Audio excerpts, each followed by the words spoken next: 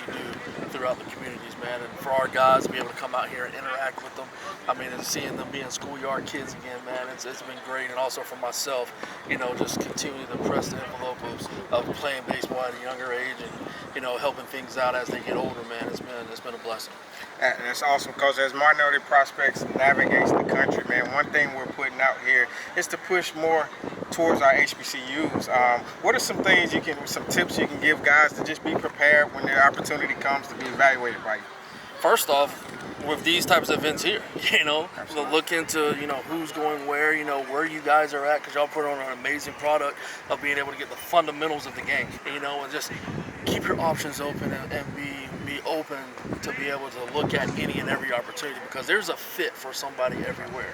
And HBCU baseball, man, it's a talented crop of baseball. Absolutely.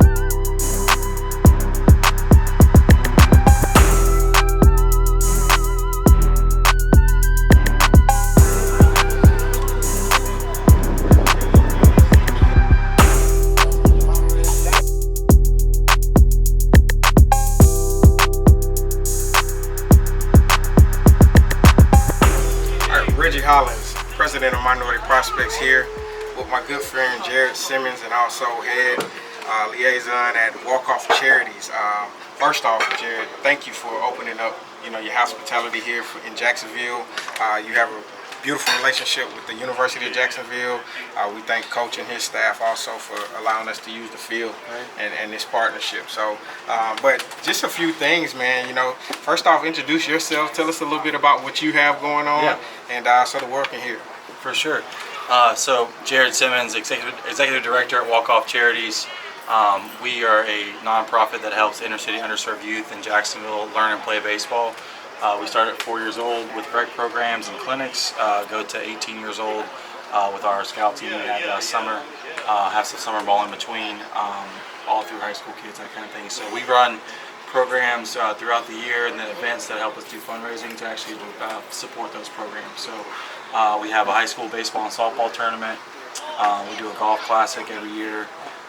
We turn right around and we spend that money on the kids. So we pay for uniforms, equipment, schedule games, pay for umpires. It's kind of the whole nine. So there's some kids today that are here actually that have been a part of both our rec program and our scout team. So it's been That's awesome, man. Well, we appreciate your work and what you're really building here in Jacksonville. But I have to brag on him a little bit.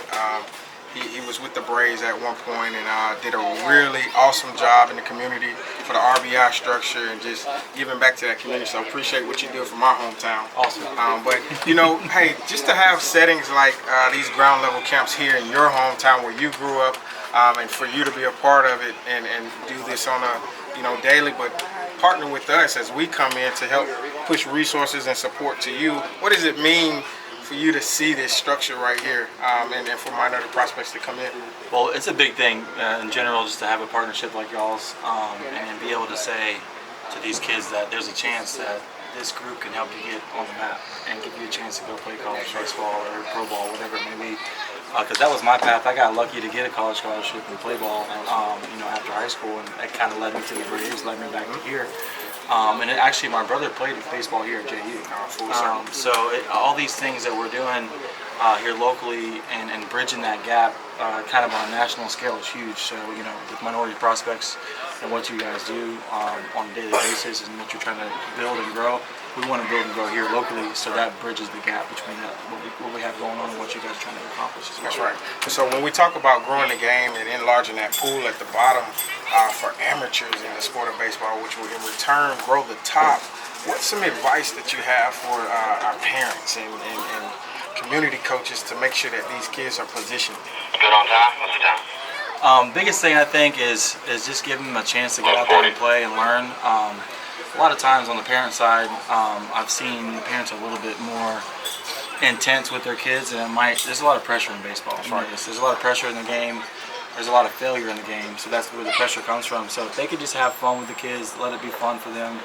When they get to a certain level or a point, obviously we do want the coaches to start teaching the game the right way at a young age, and we do some things on our end to help that happen, but we can do more. And the parents really can, I think, let the coaches coach once they have the right skill set and knowledge base to do what they're supposed to do, but then the kids just got to be kids and have fun until they get to that level where, hey, it's a little more intense, a little more serious. You want to take this here to the next level for yourself personally. If that's college or whatever, that is where some of these kids are getting now that we have here at the camp.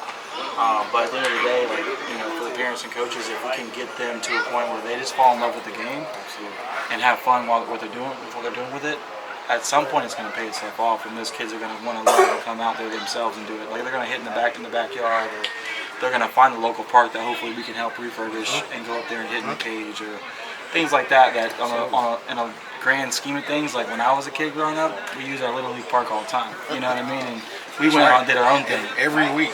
But there's just not a lot of places nowadays, it seems like, that have that, just that welcome, open environment, and even have the resources or the facility to do it. So absolutely, we're trying to help that part. We're trying to help the league structure for kids, the clinics for kids that are just in schools, don't even know what baseball and softball is. So absolutely, it's big to have support that we have here locally. All the universities here in town, all the high school coaches that are here in town. Support from the mayor, support from city council, all kind of stuff. So we have a really good support system. It's awesome. And we have, thankfully, our founder, Frank Frangie, voices the Jaguars on the radio, longtime Jacksonville native. He has a lot of great business connections as well, and that's what helps us fundraise a lot of what we do. So that's awesome, Coach. That's a full plate you have there. So we really appreciate all of your vision and hard work that you're putting in, because you're really doing it at the ground, and it helps everybody. Yeah. So thank you again for hosting us and showing your hospitality, and we wish you all the best and hope that we can bring much more successful events here and do it right. No doubt. Appreciate you. Thank you.